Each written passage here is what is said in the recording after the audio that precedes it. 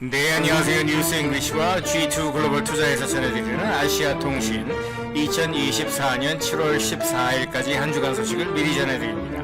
인도 모디 총리가 러시아를 방문해서 푸틴 대통령과 정상회담을 갖습니다.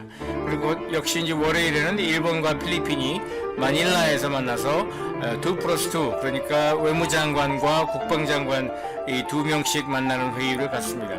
그리고 미국 워싱턴에서는 나토, 그러니까 북대서양 조약기구 75주년을 맞아서 한국과 일본과 호주와 뉴질랜드 이렇게 아시아 태평양 지역 4개국 정상으로 함께 초청을 해서 75주년 회의를 갖습니다. 그리고 중국이 금요일에는 6월 한 달 CPI 소비자 물가 상승률을 수요일에 발표를 하고요. 무역 데이터는 그러니까 수출입 통계죠. 무역 데이터는 금요일에 발표를 합니다. 그리고 이제 일본과 아랍리그 22개 나라들이 경제 산업 협력을 논의하는 회의를 2016년에 제4차 회의가 열렸는데 이번에 8년 만에 제5차 회의를 일본 도쿄에서 갖습니다. 그럼 한 꼭지씩 제가 짚어드리겠습니다.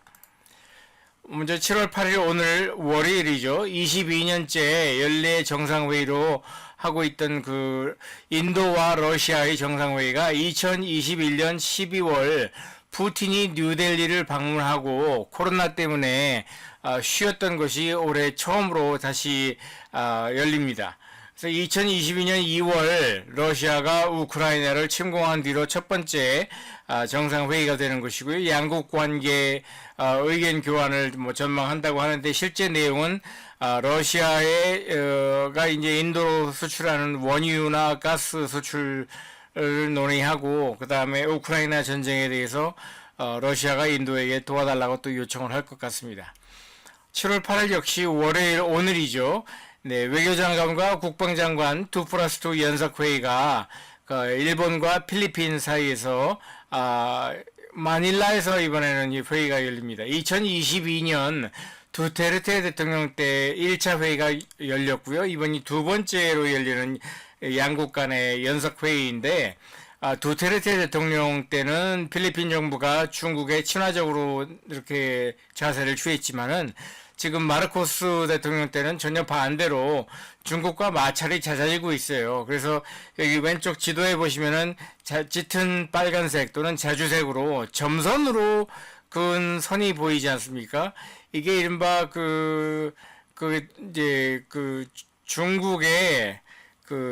중국이 자기네 영해라고 주장하는 선이 이게 점선으로 그린 거예요. 그럼 뭐 베트남이나 필리핀은 거의 뭐 자기네 영해권이 없어지는 셈이죠. 그러니까 이건 말이 안 된다. 그래서 베트남도 반발하고 있고 필리핀도 지금 반발하고 있는데 지금 필리핀 해군이 관할하는 그 모래톱이라고 해야 될까요? 뭐 암초라고 해야 될까요? 동해 바다에 떠 있는 그 독도처럼 뭐 섬이라고 하기에는 너무 빈약하고 그렇다고 모래사장이라고 하기에는 좀 규모가 큰 그런 암초가 두 군데가 있습니다. 하나는 스카버로 쇼얼이라고 해서 여기 오른쪽에 필리핀 지도 보시면은 필리핀 지도 북서쪽으로 하나 있고요. 그 다음에 또 남서쪽으로 보면 세컨드 토마스 쇼얼이라고 있죠. 이 두 개의 모래톱이라고 할까 암초를 필리핀 해군이 관할하고 있는데 지난주에 필리핀 해군이 이 두 곳을 지키고 있는 자기네 군인들에게 보급품을 실어다 주려고 이제 갔다가 현장에서 중국 해군하고 부딪혔어요. 그래서 중국 해군들이 필리핀 함정에 올라타가지고 칼이나 이런 무기를 들고 타가지고 충돌이 빚어졌고 거기서 이제 필리핀 해군 해군 병사 한 명의 손가락이 잘리는 그런 일이 벌어졌습니다. 그래서 지금 중국과 필리핀은 지금 해상 충돌을 가지고 굉장히 관계가 좀 아주 민감해요. 그래서 이제 올 초에 또 미국 워싱턴에서 미국과 일본과 필리핀 3개국이 이 3자 회의를 갖지 않았겠습니까? 그런데 이번에 이제 일본과 필리핀이 양자 회의를 가지면서 이른바 RAA, 그러니까 Reciprocal Access Agreement, 이게 군사 동맹까지는 아니지만은 유사시에 서로에게 비행기나 함정이나 이런 거를 서로 빌려줄 수 있게끔 하자는 그런 준 동맹 관계 일종의 조약인데, 그런 협의를 하는 수준까지 지금 양국 협력 관계를 수준을 높여갈 것이라고 지금 전망을 하고 있습니다. 다음 역시 7월 8일 월요일 오늘은요, 이 아베 신조 전임 총리가 그 일본의 나라에서 같은 자민당 참의원 선거 유세 현장을 도와주다가 갑자기 암살을 당한 지 딱 2주년 되는 날입니다.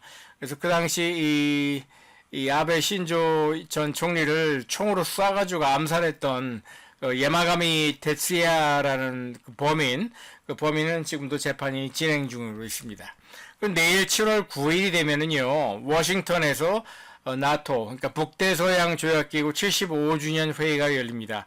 이 북대서양 조약기구는 시작이 1949년 4월 4일 조약을 처음 체결했는데, 그때도 워싱턴에서 했었죠. 주로 서유럽 나라들과 미국이 힘을 합쳐서 그 당시 소련의 위협에 대항하자는 취지로 설립이 됐고, 아주 최근까지는 이게 사실 뭐 아시아 쪽 나라들하고는 별 상관없이 유럽에서 미국과 유럽 나라들이 맺은 동맹이 일종의 군사 동맹이죠. 그런데 최근에 특히 우크라이나 전쟁 이후로는 미국이 의도하는 바로는 이걸 유럽뿐만 아니라 특히 아시아 태평양에서 중국까지 같이 견제하는 그런 군사동맹으로 승격을 시키려고 지금 미국이 노력을 하는 것 같아요. 그래서 이번에도 한국과 일본과 호주와 뉴질랜드 이 아시아 태평양 지역 4개국 정상들도 초청을 해서 이 네 나라 정상들도 같이 참석을 해서 3일간 회의를 하고 마지막 날에 이제 공동 성명서를 발표를 하게 됩니다. 네, 아시아 태평양 지역에서 특히 사이버 보안을 포함한 그 나토 플러스 4개국 협력을 강화하자는 그런 취지로서 공동 성명서가 나올 것 같습니다. 그리고 이와 별도로 이제 말레이시아에서는 통화 정책, 특히 이제 금리를 아마 동결할 것으로 저는 보는데, 금리를 내릴 가능성도 조금 있다고 저는 전망을 하고 있습니다. 자, 그럼 다음 소식입니다. 7월 10일 수요일이 되면은요, 여기 왼쪽 포스터에서 보시는 것처럼 Japan Arab Economic Forum이라고 일본과 그 아랍 나라들 22개국이 회원으로 가입해 있는 아랍 리그라고 있어요. 굉장히 역사가 오래된 그 다자 협의체죠. 아랍 나라들의. 근데 이 22개, 지금 원래는 7개 나라로 시작을 해서 지금은 22개 나라인데, 여기서 재미있는 거는 아랍 민족이 아닌 나라들, 그러면서 중동에 있는 나라들, 대표적으로 터키, 그 다음에 이란이 있죠. 이 두 나라는 여기 회원국이 아닙니다. 그리고 이번 회의도 참석을 하지 않습니다. 그러니까 민족 개념으로 봤을 적에 아랍 민족인 나라들 22개 나라는 전부 다 들어가 있어요. 예를 들어서 팔레스타인도 여기 국가로 뭐 포함이 돼서 국가로 인정을 받고 있고요. 밖에 뭐 사우디아라비아나 이집트나 이런 뭐 모로코까지 모든 아랍 나라들이 여기에 가입을 해 있는데, 이 아랍 리그 22개 나라와 일본 사이에서 2009년에 처음 시작을 했고, 이번에 5차 회의인데, 지난번 4차 회의는 8년 전 2016년에 이루어졌어요. 그래서 이번에 5차 회의가 도쿄에서 열리게 되는 거죠. 그래서 이제 투 트랙으로 진행을 하는데, 외무장관 플러스 통상산업장관, 이렇게 정부 차원에서 이 22개 나라들의 외무장관과 통상산업장관들, 그리고 일본의 외무장관과 통상산업장관이 만나는 하나의 트랙이 있고요. 두 번째 트랙은 Public Private Conference, 그러니까 이 정부도 참여를 하지만은 민간 기업들이나 금융기관들도 함께 참여하는 그런 또 하나의 두 번째 트랙이 동시에 열립니다. 그리고 별도로 중국에서 6월 한 달 CPI, 그러니까 소비자 물가 상승률을 발표를 합니다. 지난 5월 한 달은 플러스 0.3%였었죠. 중국은 거의 이 세상의 다른 대부분의 나라들과 달리 걱정이 인플레이션이 걱정이 아니라 지금 디플레이션이 걱정이잖아요. 예, 국내 내수 시장, 소비 시장이 살아날 그런 조짐이 보이지 않고, 사실은 그 부동산 경기 침체 때문에 국내 소비 시장도 굉장히 침체해 있는 상황에서 이 중국은 인플레이션이 제발 올라주기를 기다려야 하는 거죠. 그래서 과연 뭐 저는 중국에서 나오는 통계는 전혀 믿을 수가 없다고 생각을 하지만은 어쨌든 뭐 통계를 마사지를 해서라도 소폭의 플러스, 그러니까 물가가 오른다는 그런 시그널을 보내려고 한다는 것이 또 저의 전망입니다.